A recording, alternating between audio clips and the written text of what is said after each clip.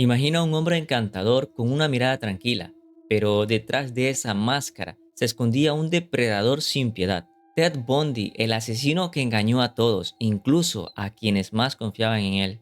Nació un 24 de noviembre de 1946 en Burlington, Vermont. Su nombre, Theodore Robert Cowell. Para el mundo, un joven atractivo, educado y carismático, pero detrás se gestaba algo oscuro. Hijo biológico de un veterano de la Fuerza Aérea al que nunca llegó a conocer, Ted vino al mundo bajo la sombra del misterio. Su madre, Lois Cowell, lo crió en la casa de sus propios padres, donde los secretos familiares eran regla. Durante sus primeros 4 años, Ted creció creyendo que sus abuelos eran sus verdaderos padres y que Lois en realidad era su hermana mayor. En 1950, madre e hijo dejaron Burlington y se trasladaron a Tacoma, Washington. El motivo, los maltratos del abuelo de Ted hacia su esposa e hija. Era un hombre violento, controlador, capaz de sembrar miedo en cada rincón de la casa. La mudanza fue un intento desesperado de escapar de ese ambiente opresivo. En la década de 1950, Estados Unidos vivía prosperidad económica,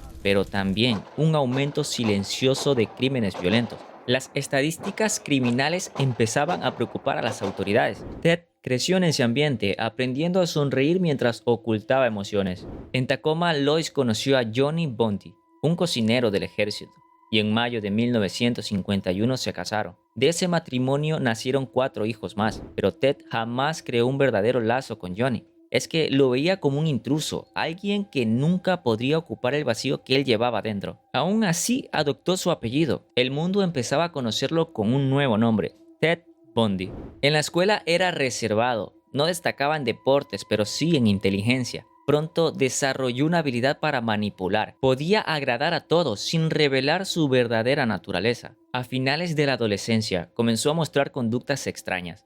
Seguía a desconocidas por la calle solo para observarlas. Robaba objetos sin valor solo por la adrenalina. Era un juego, un ensayo para algo mucho peor. Ingresó a la Universidad de Washington estudiando psicología. Allí perfeccionó su imagen de buen chico. Asistía a fiestas, trabajaba como voluntario en campañas políticas. Nadie sospechaba lo que era capaz de hacer. En 1969 conoció a una joven de clase alta. Ella influyó en su ambición. Cuando la relación terminó, Ted quedó devastado. Años después, buscaría víctimas que se parecieran a ella. Y en el año 1974, marcó el inicio documentado de una serie de asesinatos. En la madrugada del 4 de enero, irrumpió en la habitación de Karen Spark. Ella tenía 18 años y dormía en su apartamento en Seattle. Bundy la golpeó brutalmente, dejándola en coma. Milagrosamente sobrevivió, pero con secuelas permanentes. Un mes después desapareció Linda Ann Haley. Era estudiante de psicología y locutora de radio. Su cama estaba cubierta de sangre. No hubo señales de lucha, solo silencio. Su cuerpo sería hallado meses más tarde. En marzo, Donna Gail Manson, de 19 años, desapareció camino a un concierto. En abril, Susan Rancourt desapareció después de asistir a una reunión de asesores. En mayo, Roberta Parks fue vista por última vez saliendo a caminar.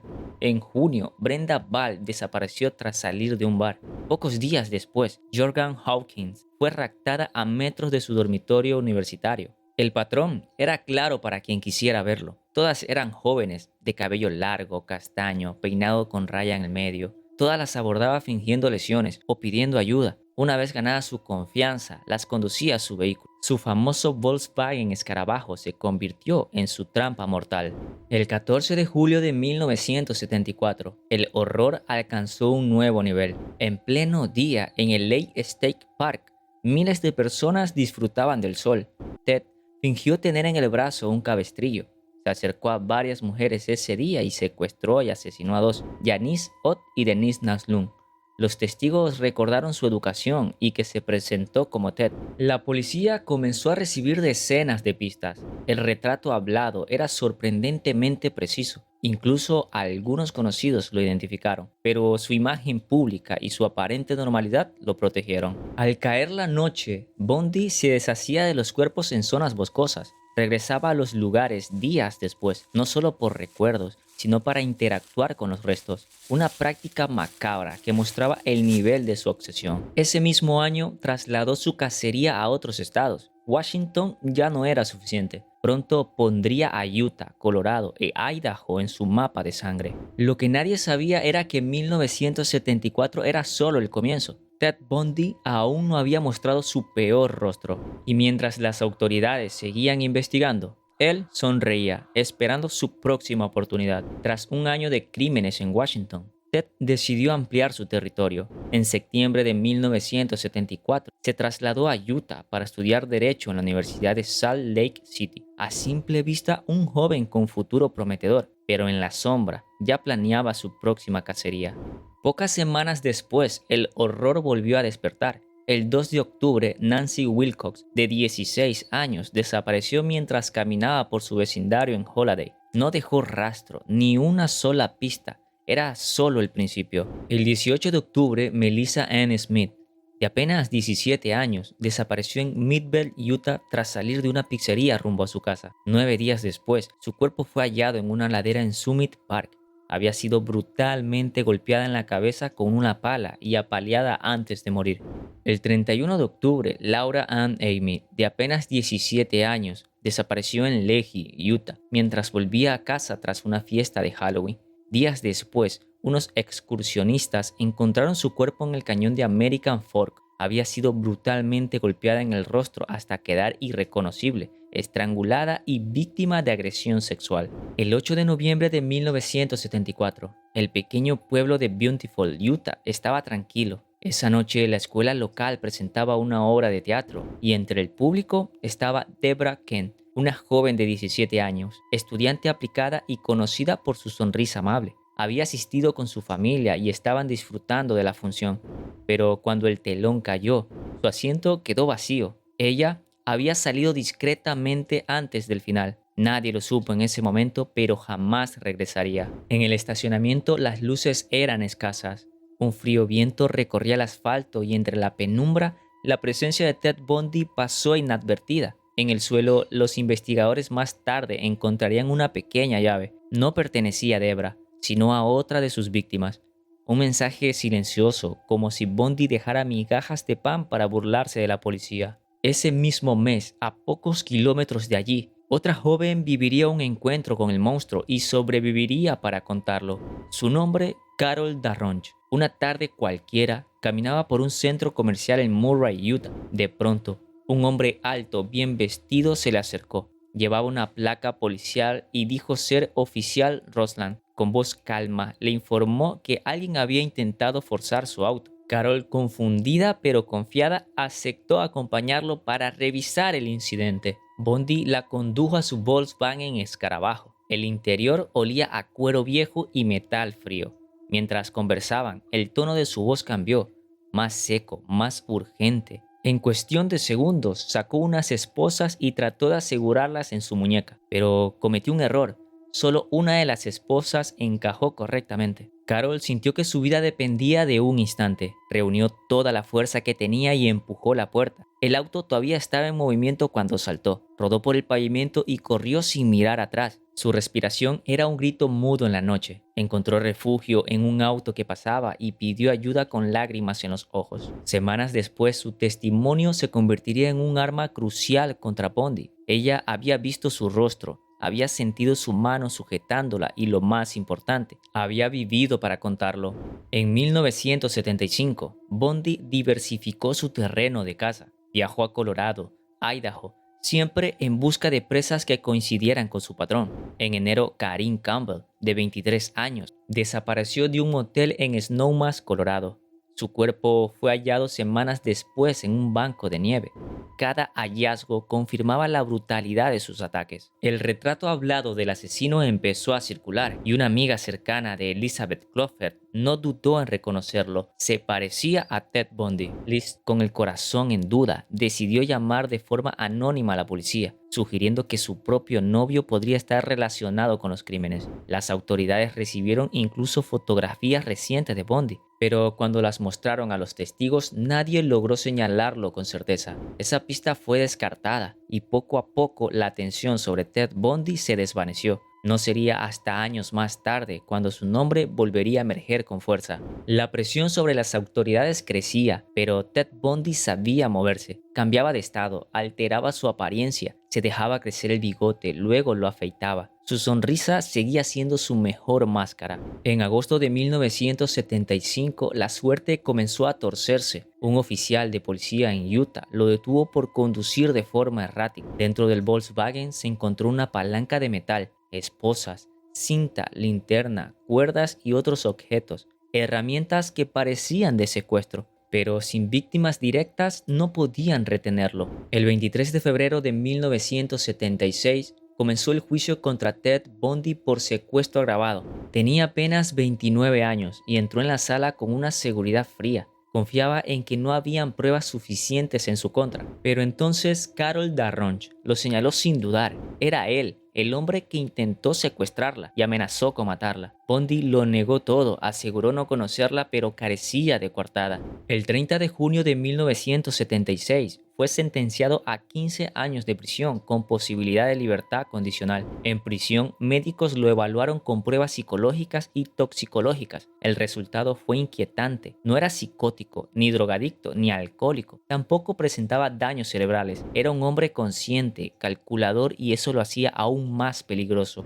Las investigaciones siguieron avanzando. Los exámenes forenses del Volkswagen escarabajo de Bundy reveló cabellos de dos víctimas, Melissa Smith, secuestrada y asesinada el 18 de octubre de 1974, y Karine Campbell, desaparecida el 12 de enero de 1975 en Colorado. Un hallazgo más oscuro apareció pronto. Las contusiones cerebrales en los cuerpos coincidían con una palanca encontrada en el coche de Ted Bundy. Esa pieza metálica se había convertido en su arma letal. Y el 22 de octubre de 1976, la policía de Colorado presentó cargos por asesinato. Y lejos de mostrarse abatido, Bundy parecía disfrutar la atención. El 17 de marzo de 1977 concedió una entrevista televisiva. Hablaba con calma, como si no enfrentara la muerte. En ese momento cumplía condena por secuestro y esperaba juicio por asesinato. Un mes después, en abril de 1997, fue trasladado a la prisión del condado de Garfield, en Colorado. El círculo se cerraba lentamente, pero Ted Bundy aún tenía cartas por jugar. Durante los preparativos de su segundo juicio, Bundy tomó una decisión sorprendente. Despidió a sus abogados y decidió defenderse a sí mismo. Esa estrategia le dio un beneficio inesperado. Se le permitió visitar la biblioteca de la corte de Aspen, en Colorado, y el 7 de junio de 1977, mientras fingía estudiar documentos legales, saltó desde una ventana. Se lesionó el tobillo, pero logró escapar. Durante 6 días eludió a la policía. Sobrevivió robando comida y durmiendo en una cabaña abandonada. Finalmente lo atraparon mientras intentaba robar otro Volkswagen, un coche que casualmente tenía las llaves puestas. Pero aquello no lo detuvo. El 30 de diciembre de 1977, Bundy volvió a fugarse. Escaló hasta el techo de una de las estaciones de la cárcel y desde allí accedió a un espacio que lo condujo a un departamento vacío. Esperó con paciencia hasta que no hubo nadie cerca. Entonces salió por la puerta delantera como si nada hubiera pasado. Pasaron 15 horas antes de que alguien notara su ausencia. Esa vez no se limitó a esconderse en las montañas, huyó mucho más lejos, primero a Chicago y después a Florida, usando un seudónimo, Kenneth Misner. Con esto, Bundy había desaparecido de nuevo, y lo peor estaba por comenzar. Entre enero y febrero de 1978, Ted Bundy cometió sus últimos crímenes. La madrugada del 14 de enero, en la fraternidad Chi Omega en la Universidad de Florida, el edificio estaba casi vacío. Nita Neary regresó a casa y notó algo extraño. La puerta estaba abierta. Intrigada, decidió esconderse. Entonces lo vio. Un hombre con una gorra azul y una carpeta envuelta en un trapo salía del edificio.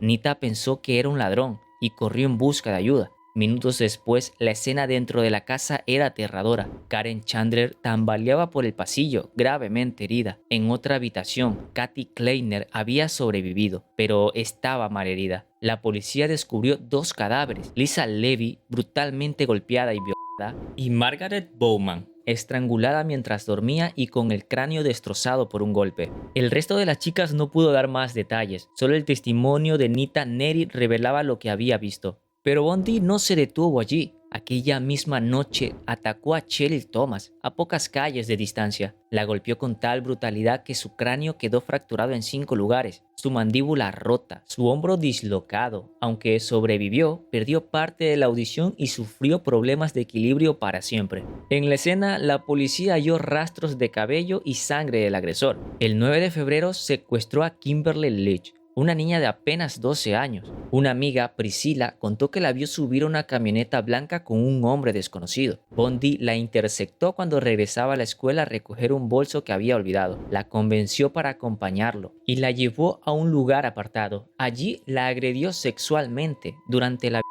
Kimberly murió y 8 semanas después su cuerpo fue hallado. Tras el asesinato, Bundy volvió a su apartamento en Tallahassee. Se deshizo de la camioneta blanca y casi fue capturado cuando intentaba robar otro coche. El oficial que lo detuvo lo dejó solo para verificar las placas. Bundy aprovechó esos segundos y escapó. De vuelta en su apartamento, limpió las posibles huellas, robó un Volkswagen y abandonó la ciudad. En su huida empezó a cometer errores. Usaba tarjetas de créditos robadas, discutía con empleados de hoteles y finalmente terminó en Pensacola, Florida. Allí, la policía reconoció las placas del Volkswagen robado. El oficial David Lee lo persiguió. Tras una breve lucha, consiguió reducirlo y arrestarlo. Era la tercera vez que Bundy era detenido por un simple incidente de tráfico, pero esta vez sería diferente. El 17 de febrero de 1978 se le tomó declaración. Al principio ocultó su identidad. El modus operandi de Florida confundía a las autoridades, pero al ser interrogado, Bundy no pudo evitar mostrar su ego. Cuando el oficial le preguntó cómo se escribía su nombre, él respondió con desdén.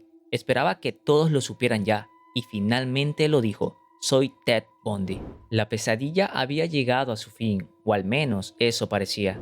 El 25 de junio de 1979, en Miami, Florida, el juicio contra Ted Bundy comenzaba. Los medios lo llamaron los delitos de la década. El país entero seguía cada detalle. Para muchos, Bundy ya era la encarnación del mal, y en un acto de arrogancia decidió prescindir de abogados. Se defendió a sí mismo, pero las pruebas serían aplastantes. Primero, el testimonio de Nita Neri. Ella lo señaló como el hombre que vio salir de la fraternidad Chi Omega con una gorra puesta. Después, el odontólogo Richard Soberon. Su declaración fue devastadora. Las marcas de mordidas en los cuerpos de Lisa Levy coincidían de forma exacta con la dentadura de Bundy, y uno a uno los testigos fueron desfilando. Incluso su madre, Lois Bundy, fue llamada por la defensa. Durante su testimonio, Bundy lloró, pero todos sabían que aquella emoción era fingida. El jurado también escuchó los detalles del secuestro de Carol Darronch. Cada pieza de evidencia apuntaba al mismo hombre. Finalmente, el 24 de julio de 1979, tras 6 horas y media de deliberación, el veredicto fue anunciado. Ted Bundy era culpable. Bundy escuchó la sentencia sin mostrar la más mínima emoción. Su madre, en cambio, rompió en súplicas, pidió piedad para su hijo, pero Bundy no aceptaba su destino. Afirmó ser víctima de una farsa, de un juicio injusto, de un proceso abusivo, y aseguró que no pediría clemencia por algo que, según él, no había cometido. El juez Edward Codward tomó la palabra y dictó la condena: pena de muerte en la silla eléctrica por los asesinatos de Lisa Levy y Margaret Brownman. El monstruo de Chi Omega había recibido su castigo, pero en 1980 se casó con Carol Ann Bond en plena corte. Ella, convencida de su inocencia, lo apoyó durante años. Incluso tuvo una hija con él, concebida en prisión. Pero con el tiempo hasta Bond se alejaría. Mientras tanto, Bundy jugaba con la prensa y los investigadores. Negaba crímenes, luego insinuaba detalles, confesaba solo lo suficiente para mantener el interés. Era su último intento de controlar la narrativa. Ted Bundy, el hombre que podía sonreír mientras pensaba en matar, estaba llegando a su fin. Aunque nada fue fácil con Ted Bundy, y su ejecución tampoco lo sería. Él seguía proclamando su inocencia una y otra vez, agotando sus apelaciones. Tuvo retrasos de última hora incluso a tan solo 15 minutos antes de morir. Bundy sabía usar su mayor arma, el encanto personal, pero como señaló el criminólogo Robert Ressler, aquello era solo una fachada, no era el galán que la prensa vendía. Era un hombre brutal, sádico y profundamente pervertido. Buscando aplazar lo inevitable, Bundy confesó a medias, dio pistas sobre el paradero de algunas víctimas. Incluso en su casa se hallaron restos humanos. Era la prueba de su perversión necrofílica. El 17 de enero de 1989 se fijó la fecha final. Una semana después sería ejecutado. Pero hasta el último momento intentó engañar. Pidió una prórroga de 3 años a cambio de confesar más crímenes. Incluso trató de manipular a las familias de las víctimas para que pidieran más tiempo. Nadie aceptó. Incluso fingió haber asesinado a más mujeres de las que realmente mató. Inventó detalles, dio pistas falsas, todo para ganar días, horas o minutos. Llegó a ofrecer su colaboración para atrapar a otros asesinos seriales, como el asesino del Río Green, pero en realidad solo buscaba retrasar lo inevitable. Los expertos lo definen como un mentiroso compulsivo, capaz de engatusar a cualquiera, incluso en la antesala de la muerte. Un día antes de su ejecución, Ted Bundy concedió una entrevista al psicólogo James Dobson. Allí aseguró que la pornografía violenta había jugado un papel decisivo en sus crímenes. Contó que desde niño encontraba revistas y libros cada vez más explícitos, y que esa adicción lo llevó a preguntarse cómo sería hacerlo en la vida real. Pero muchos investigadores creen que aquello solo fue otra manipulación, un intento desesperado por retrasar su muerte diciéndole a Dobson lo que quería escuchar. Y es que Bundy no solo manipulaba, también justificaba su maldad. En una carta escrita antes de una de sus fugas, escribió: "He conocido personas que irradian vulnerabilidad, que invitan al abuso esperando ser lastimadas". Y en una entrevista de 1980 dejó ver su frialdad absoluta, ya que preguntaba: ¿qué es uno menos? ¿Qué significa una persona menos en la faz del planeta? Bundy nunca mostró arrepentimiento, ni siquiera frente a la muerte, aunque confesó, pero nunca todo. Guardó silencio sobre algunas de sus víctimas más jóvenes. Y en la víspera de su ejecución llamó a su madre y rechazó su última comida. Y finalmente, el 24 de enero de 1989, a las 7:16 de la mañana, Ted Bundy fue electrocutado en la silla eléctrica. Tenía 42 años. Sus cenizas fueron esparcidas en la cordillera de las Cascadas. Ese día el mundo vio morir al que muchos consideran el rostro más perverso del mal.